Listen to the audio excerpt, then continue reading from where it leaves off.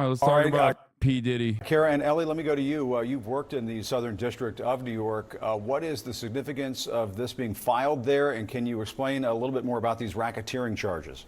Yeah, Jim. So first of all, this is a federal indictment. It's been filed in the Southern District of New York, which covers Manhattan and the Bronx and some of the northern counties. So this will be a federal prosecution. Generally, federal prosecutions carry higher penalties, higher potential sentences than state prosecutions. And as I'll get to in a moment, that is certainly the case here. So this is a 3-count indictment against Sean Combs. Now, count 1 charges racketeering conspiracy. And the indictment alleges that Sean Combs, along with others who are not charged, but others, ran an enterprise, an operation, essentially a business that engaged in a series of crimes. Here, those crimes relate to sex trafficking. In fact, the indictment... Bro, I was thinking about this. Like, he has a lot of money, and he can't really go to, like, Russia. But why didn't he just go to, like, Israel? Like, actually, he has so much goddamn money. Just go to Israel, dude. They took his passports. I'm saying before, man. It names the racketeering enterprise the Combs Enterprise. That's the title that they gave the enterprise. So that's count 1. Now, count 2 is charges sex trafficking by force, fraud, or coercion, meaning that Sean Combs participated in transporting women across state lines for illegal sexual purposes by force or by threats or by intimidation. That is an extraordinarily serious charge. If the prosecution can prove that, the minimum sentence there, if they convict Sean Combs on that, is 15 years, and the maximum is life. 15-year minimum sentence. And then count 3 charges transportation of another individual to engage in prostitution. It's sort of a lesser included of count 2. So we've got a 3-count indictment, racketeering, sex trafficking by force, and then interstate transportation for the purpose of prostitution. It's a very serious indictment. These charges are extremely serious. The Southern District of New York does cases like this. They do cases against powerful, famous individuals all the time. And soon Sean Combs will be in court, and he will certainly plead not guilty to this, and then we'll be underway with the proceedings. Yeah, Ali, this is an extremely serious case. And Josh Campbell, let me go to you and see what you think in terms of what stands out to you in this indictment. It sounds as though there was a pretty extensive federal investigation here. There was indeed. And, you know, it's interesting. We've been reporting all along based on those original allegations, which law enforcement sources tell us actually spurred this investigation. He was accused of obviously serious crimes, including sex trafficking, including drugging women. And now we're seeing federal investigators actually bring criminal charges. What they allege in this indictment is that, you know. Oh, no. Thank you, Diddy, for hosting this town hall last night. Oh, no. No. Dude, anyone that's like a Trump supporter going well about Kamala Harris and Diddy don't know anything about Donald Trump. Donald Trump has literally been at Diddy parties. Donald Trump has had Melania Trump at Diddy parties. Donald Trump is literally way more involved with Diddy than any other politician. So the fact that people are like, oh, yeah, okay, here we go. Kamala Harris, Diddy hosted a town hall is so funny because they just have no idea that Donald Trump and, you know, Sean Diddy Combs are directly linked. You know, Puff Daddy, I'm an entertainer. I entertain people no matter what time of day, you know, whether you like it or not. I go all day, all night.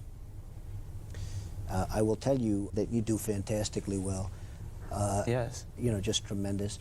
You really, it takes a tough guy. Hey, it takes the brains and it takes the this. Yeah. But it also takes a toughness. Yeah, I go to bed like 4 o'clock. Well, I really like you. And I would tell you if I didn't. Because, and by the way, I think at a certain point, everyone will. Beautiful. We all human beings. And a few people were saying I was this, you know, I was this violent character. You know, just because I was breaking people's jaws and arms, and look at me, I'm like, you know, I'm just a passionate young man, and I made a mistake. Well, everybody's going to get in trouble. It's a question of how do you get out of trouble. Oh, shit. And I did it by working smart. More importantly than anything else is by using my own brain. Oh, never mind. This is fake. The talk, conversation that never took place between people who never met. Created using existing interviews, but these people have met. Why are they making it seem like these people have never met? They've hung out a lot. I got fake news, dude. Later that night, they both went to a party at Epstein Island. They have. That interview's fake, but they've hung out a lot, dude. There's a shit ton of photos of them together. Like, look at this. Look at this. Brian Grazer, Donald Trump, Brett Ratner, Melania Trump, and Sean Diddy Combs attend the premiere of Tower Heist. This is real. And focused businesswoman, because working for Diddy for 6 years trained me to have to be perfect. Working for Diddy. Absolutely. I love Diddy. Don's never been wider. I love Diddy. My nizzle. You know, he's a good friend of mine. Oh my God, dude. People were so comfy. White people were so goddamn comfortable, dude. Good guy. He expects. Is he a good guy? I don't want to answer that question. Oh, wow. I think he's a good guy. I'm going to stick up for him. All right. Whoa, I think he's a good guy. Do you remember this 2012 app featuring Trump, Swift, Martha Stewart, and Diddy? No. Well, politicians come and go, but celebrity rules everything around me. And tonight, we've talked about a couple different celebrities. Turns out they were all in an ad together. In 2012, Macy's, I believe leading up to the holiday season, had an ad featuring a number of bright stars: Martha Stewart, Sean Diddy Combs, Taylor Swift, and Donald Trump, all in the same commercial. Just a reminder of people who are wondering, like, who's more linked up with Diddy. You know, we're all familiar with Sean Combs' media enterprise, but they're essentially saying that his enterprise existed for his own sexual gratification, and you had all of these staff members that were there essentially assisting him in this effort, to include members of his security team, members of his household staff, other employees. And as we look through this indictment, again, that was just unsealed, I want to read you one portion which lays out this slew of allegations. They say in this indictment that members and associates of the Combs enterprise engaged in and attempted to engage in, among other activities, sex trafficking, forced labor, interstate transportation for purposes of prostitution, coercion and enticement to engage in prostitution, narcotics offenses, kidnapping, arson, bribery, and obstruction of justice. So just a litany of charges there. Of course, Combs himself has said all along that he is not guilty. His attorney indicated that he is planning to fight these charges. But you go back and look, this is really interesting, Jim, at how Sean Combs originally responded to these civil suits whenever they came out. They essentially went after the women who were making these allegations. At one point saying, you know, at least one of them was someone who was just looking for a quick payday. That all changed when CNN broke exclusively that footage of Sean Combs in a hotel here in Los Angeles. It is genuinely nuts that he just didn't try to escape. Like, how stupid. How incredibly dumb. But did he do it? Yes, he do it. He did. Physically assaulting his former girlfriend, and then we saw his tone start to change a little bit. He came out with, you know, an apology. Again, that stands in stark contrast to how aggressive his team was towards these women. And all behind the scenes, finally, it's important to note that there's this agency that may not be a household name, but it's HSI, Homeland Security Investigations. It's an arm of the Department of Homeland Security. They specialize in human trafficking. They looked at these allegations and indicated there is a federal crime that's been committed here, and now we're seeing in this indictment they allege multiple crimes. Yeah, it sounds like the feds are just throwing the book at him. All right, guys. Kara, Josh, and Ellie, thank you so much for your time this morning. We appreciate it. Good morning, everyone. My name is Damian Williams, and I'm the U.S. Attorney here in the Southern District of New York. Today, I'm announcing the unsealing of a 3-count indictment charging Sean Combs with racketeering conspiracy, sex trafficking, interstate transportation for prostitution. The indictment alleges that between at least 2008 and the present, Combs abused, threatened, and coerced victims to fulfill his sexual desires, protect his reputation, and conceal his conduct. As alleged in the indictment, to carry out this conduct, Sean Combs led and participated in a racketeering conspiracy that used the business empire he controlled to carry out criminal activity, including sex trafficking, forced labor, kidnapping, arson, bribery, and the obstruction of justice. Let me say a little bit more about the charges. The indictment alleges that Combs abused and exploited women and other people for years, and in a variety of ways. As alleged, Combs used... No, Diddy will not get Epsteined, dude. I think he was just a real freak. He was doing it for his own, like, freakish desires. He blackmailed sex workers against their will to do his trafficking, not governments. Yeah. Use force, threats of force, and coercion to cause victims to engage in extended sexual performances with male commercial sex workers, some of whom he transported or caused... It's not even just LeBron James. It's a federal agent. ...be transported over state lines. Combs allegedly planned and controlled the sex performances, which he called freak-offs, and he often electronically recorded them. The freak-offs sometimes lasted days at a time, involved multiple commercial sex workers. Bro, that's crazy to have like a serious, like a district attorney saying the term freak-off. What has happened? We have devolved as a society. I keep repeating this over and over again, but America is in a weird place, man. And often involved a variety of narcotics, such as ketamine, ecstasy, and GHB, which Combs distributed to the victims to keep them obedient and compliant. As alleged, when Combs didn't get his way, he was violent, and he subjected victims to physical, emotional, and verbal abuse so that they would participate in the freak-offs, and that Combs hit, kicked, threw objects at, and dragged victims, at times by their hair. On one occasion in March of 2016, that conduct was captured on video and later reported in the media. Specifically, Combs kicked, dragged, and threw a vase at a victim in a Los Angeles hotel when the victim was attempting to flee. As alleged, these assaults often resulted in injuries to the victims, which took days or weeks to heal. In addition to the violence, the indictment alleges that Combs threatened and coerced victims to get them to participate in the freak-offs.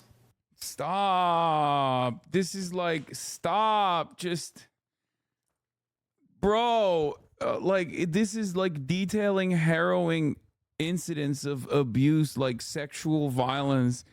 And then he says freak off. And it's like, I can't. Like, this makes it so unserious. These are such serious crimes. No. Freak offs. He used the embarrassing and sensitive recordings he made of the freak-offs as collateral against the victims. And the indictment alleges that he maintained control over the victims in several ways, including by giving them drugs, by giving and threatening to take away financial support or housing, by promising them career opportunities, by monitoring their whereabouts, and even by dictating their physical appearance. Because of all of this, the indictment alleges that the victims did not believe they could refuse Combs without risking their security or facing more abuse. The indictment also alleges other acts of violence undertaken by Combs and others, including violence against witnesses to his abuse, kidnapping, and arson. The indictment alleges that on more than one occasion, Combs carried or brandished firearms to intimidate and threaten victims and witnesses. Now, Combs did not do this all on his own. As I mentioned, Combs has been charged with RICO conspiracy.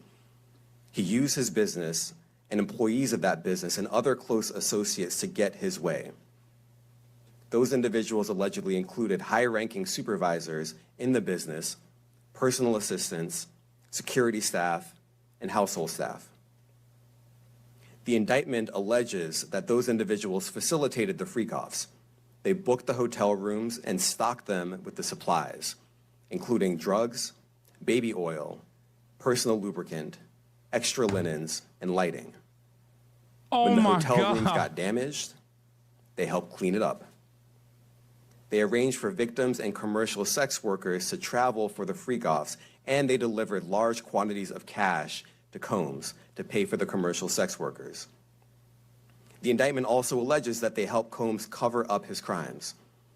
During the March 2016 incident at the LA hotel that I mentioned earlier, a member of the hotel security staff intervened, and Combs attempted to bribe the staff member with a stack of cash to make sure that what happened was kept quiet. And as the indictment alleges, in late 2023, after public allegations were made about Combs' crimes, he and others pressured witnesses and victims to stay silent, including by making phone calls to witnesses and victims and giving them a false narrative of what they had experienced. And as alleged, Combs used others to help conceal his abuse by monitoring and preventing victims from leaving a location in order to hide their injuries, or by locating and contacting a victim who had attempted to flee. As part of this investigation, in March of this year, special agents from HSI executed search warrants at Combs' residences in Miami and Los Angeles. They also executed a warrant for Combs' electronic devices. During those searches, agents seized evidence of the crimes charged in this indictment. They seized firearms and ammunition, including 3 defaced AR-15s and a large capacity drum magazine. They also seized evidence of the freak-offs, electronic devices that contain images and videos of the freak-offs with multiple victims. And they seized cases and cases of the kinds of personal lubricant and baby oil that Combs' staff allegedly used to stock hotel rooms for the freak-offs, more than 1,000 bottles altogether. Here are some of the items that we recovered during the searches.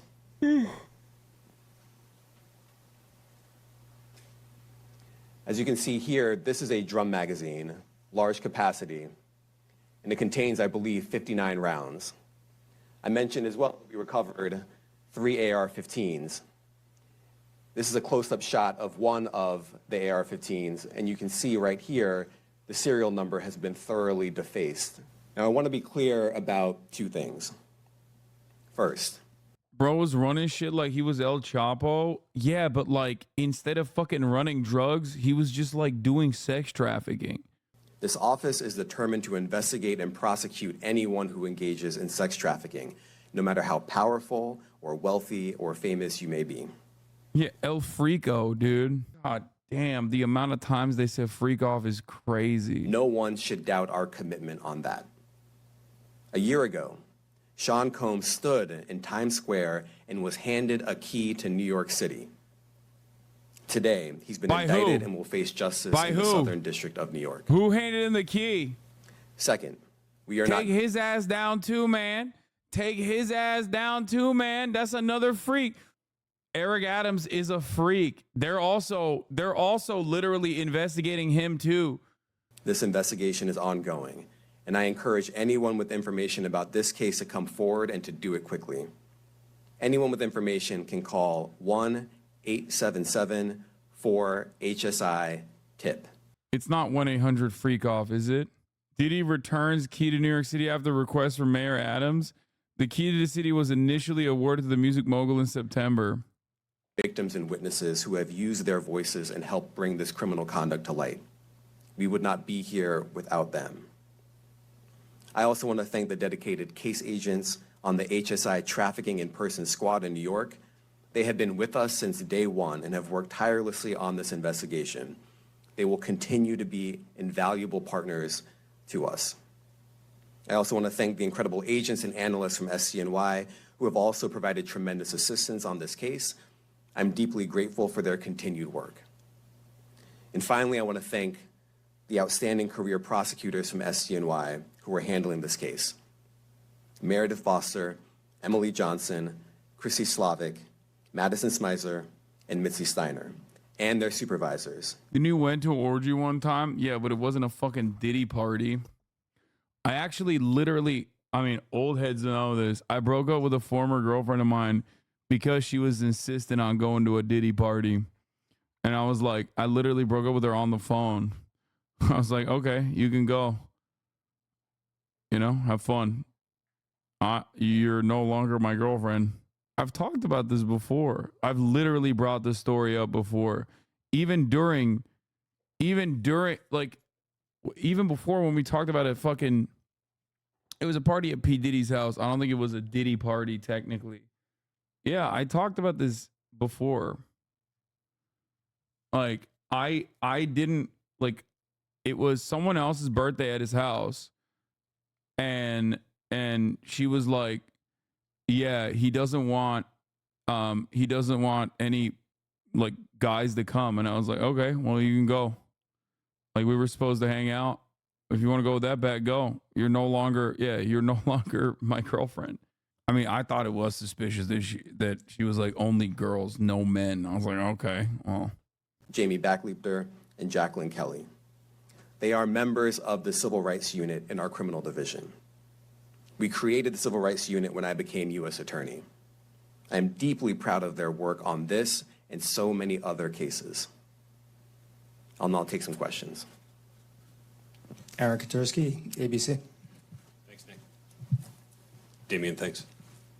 The indictment describes aggressive, open, violent, hedonistic abuse that you say was recurrent and widely known. Why did it take law enforcement so long to intervene? How many women were victimized by Sean Combs, and how many others were involved? Look, our investigation is ongoing. We are committed to bringing justice to everyone who's been victimized by the defendant. I can't tell you why it took so long. I think the better focus is on the fact that we are here today. And we are committed to making sure that justice is done. Next question. Thank you. Hello? Julia Ainsley, NBC. What the fuck? Thank you for doing this. You said we are not done and that What? Combs did not do this alone. Do you foresee that there could be other charges related to this case? I'm not taking anything off the table. Janet Fisher, Newsday. What? What's the difference between the sex trafficking and promoting travel for the purpose of prostitution? Well, there are different Please. crimes with different elements. I don't think we should get into the nitty-gritty of the legal discussion right now, Please. but the sex trafficking, we believe, they're all serious offenses, but the sex trafficking conduct carries some significant penalties, and we are gratified that we were able to bring that charge. Is one more coercive than the other? What do you want? I'm not going to be able to get into that, but you can look it up, and yes, sex trafficking, especially when it involves coercion or force, is a very serious crime, and it carries significant penalties. Good afternoon, Darla Miles, ABC 7 New York. Thank you for this press conference and for the details. 2 questions. In context of this indictment and the information that was presented to the grand jury, are you able to clarify the number of victims? It's mentioned plural in the indictment, but can you specify the number of victims just for this particular indictment? And secondly, can you provide details about the alleged arson? Unfortunately, I'm not able to provide either. The number of victims, you are correct. We are intentional in saying multiple. The details of the arson incident are limited to what we have in the indictment and also the detention letter that we filed, which contains more details than the indictment does at various points, but we don't have anything more beyond that. Next question. Lynn Tran, CNN. Are any of his accomplices or associates under investigation? And additionally, could he face any more charges? This is my moodang. So the investigation is ongoing. That means both as to him and to anyone else who we believe committed the crime with him. Next question. Juliette Papa. Hi, good morning from 1010 Wins. Any indication that some of the women or victims here were imprisoned in his residences, and did he have locations where he kept them, and were not allowed to leave? And also, he's indicted here, although there were searches and raids in LA, Miami. Why in New York? Well, I'm biased. I'm the U.S. Attorney in the Southern District of New York. I think that we have an outstanding track record of bringing some of the most impactful, sprawling, complex, difficult sex trafficking, human trafficking, labor trafficking, you name it. The Southern District of New York can do it, and so we're very proud of that. And so the scope and complexity of this investigation isn't something that we ran from. It's something that we embrace, and we will continue to do that. As to your question about whether he imprisoned anyone, all I can say is that, I mentioned this March 2016 incident where something was caught on video where a victim was attempting to flee, and there was violence that was associated with it. Was that at the residence or a hotel? That was at a hotel. Matthew Lee, Inner City Press. Thanks a lot. Does your office intend to seek remand, or are you reaching a bail package? And if you're willing, how would you contrast this with the R. Kelly case in EDNY in terms of the elements? Thanks. So we will be seeking detention. We have filed a letter laying out our reasoning for seeking pretrial detention. I'm not going to be able to expand beyond what's in the letter, but it contains all of the reasoning, and it contains the law as well. There is a presumption of detention in a case like this, and we think that's warranted. John Anise, New York Daily News.